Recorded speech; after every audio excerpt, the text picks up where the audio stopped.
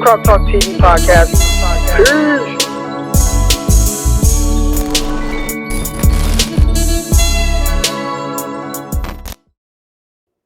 The last thing we want to talk about, Jimmie Ward. All right, Jimmie Ward came out, and I'm going to go to bat for Jimmie Ward a little bit. All right, but Jimmie Ward came out, and there was a list of guys where he said, none of these guys are getting more than 50 yards on me, tight ends, all right? None of these tight ends are getting more than 50 yards on me, except for his dog, George Kittle, all right?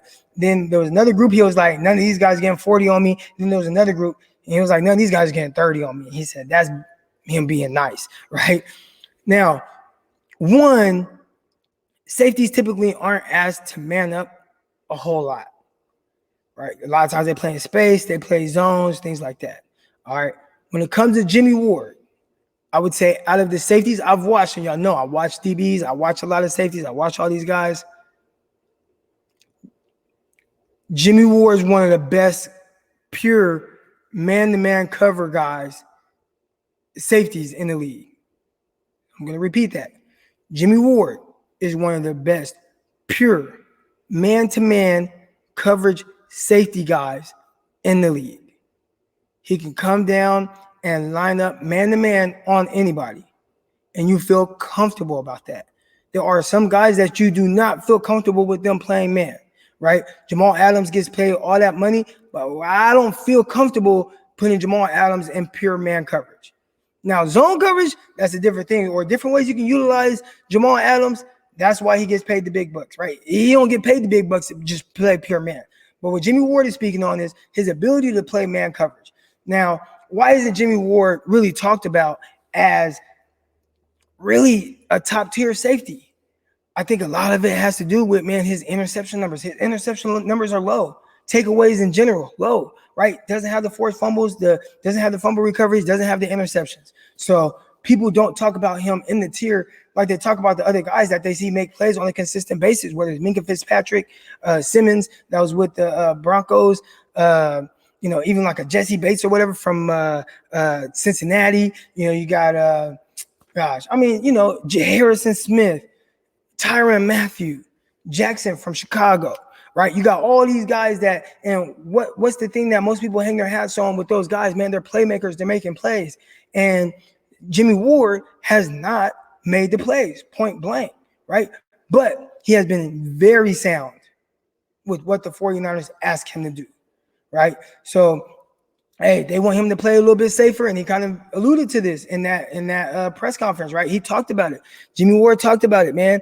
Hey, he was asked to play a certain way. He was asked to play it pretty safe. And he's like, man, I'm tired of that. I want to be mentioned with the big dogs. And I know I'm not mentioned with them because I don't have the interception numbers, but he has all the ability to do so, right?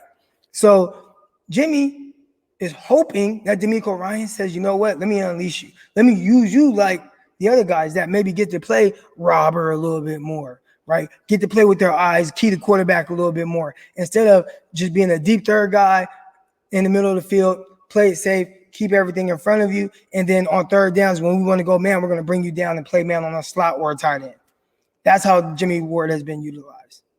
He has not been utilized in a way to where it allowed him to just jump routes. All right, and that's what he wants to do. So we'll see if they allow him to kind of get into that mode this year with DeMeco Ryans playing safety. I'm pretty sure he's pitching that like, hey, man, let me do what some of these other safeties are doing. Let me go out there and do the things they're doing, being able to, freelance a little bit, read the quarterback, make plays, allow me to do those same things, right? But from a pure man-to-man ability, it's hard to find a safety that's just better. At the line of scrimmage, he plays press.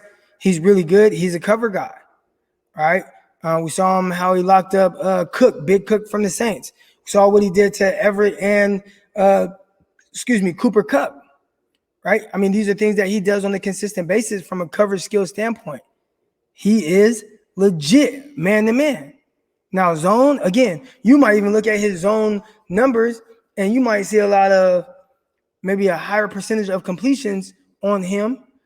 And a lot of it's because they want him to play it safer and keep everything in front of him. So maybe they don't mind a 10-yard catch and him coming down and making a hit and stopping him right there for no yards gain. because, well, that's just how they want him to play. And if that's the case, that's tough. But I know he wants to be utilized in a different way. So when he comes out and he says these things and he says, hey, pure man to man, and I'm assuming what he means is if I shadowed these guys for an entire game, because we can look at numbers, say Travis Kelce in the Super Bowl, what do you have, 43 yards against the Niners? And some people be like, well, Jimmie Ward held him to 43. No, he didn't. Jimmie Ward wasn't on him every play. Now, maybe he was on a couple of those times, or maybe there were a couple of times where he wasn't targeted and Jimmie Ward was on him, but he wasn't on a consistent basis throughout the entire game, right? I think that Jimmie Ward is saying, look, if you have me shadow a tight end, I'm strapping all these guys and they're not getting 50 yards on me. They're not getting 40 yards on me. They're not getting 30 yards on me. And I'm saying he ain't lying because he's going to make life tough on a tight end if he had to shadow him for an entire game. I think Jimmie Ward is that good as a coverage safety. And I really think he could have excelled on the outside playing corner if they just let him play corner on the outside. Now, again, that's not what he wanted to do. He wanted to play more safety, and he likes being kind of a deep safety, but I think he wants to freelance more. But just from a coverage ability and what he could be on the outside, I think he would be terrific on the outside. I just think he bounced around a whole lot. Rookie year came in, played the slot, had a tough time against Brandon Marshall. He's gotten a lot better since then, and his swag got a lot better. His swag was trash, and I think that was the biggest reason why Brandon Marshall dogged him that way, all right, early in his career. But played a lot of slot early on. Ended up going outside some. Back in the slot, safety. Back in the slot, safety again. I mean, he got bounced around so many different positions, never really got a chance to settle in at one spot. All right, so now he's settled in as safety. I think he's considered, if you talk to probably people around the league, or a top safety.